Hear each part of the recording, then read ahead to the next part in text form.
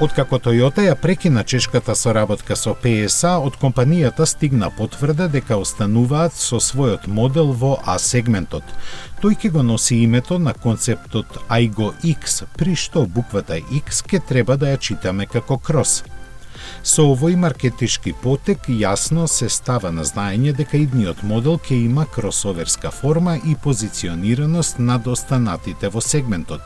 Со овој потек Toyota ќе ја комплетира својата гама во овој растечки сегмент, а истовремено ќе понуди и нешто што го нема на пазарот. Како и моделот што го наследува, идниот Aygo X ќе биде и замислен и изведен како автомобил за европските купувачи. Се дизајнира и развива во Брисел, а ќе се произведува во фабриката во Чешка. Ќе биде поставен на скратена верзија на платформата на Yaris, што ќе овозможи да добие и хибриден погон. Но за да остане целосно пристапен, во Toyota тешко дека ќе се одлучат на тоа.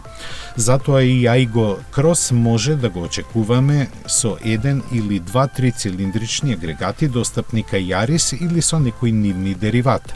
Дизајнот треба да остане верен на концептот, а со опременоста да го подигне нивото на класата.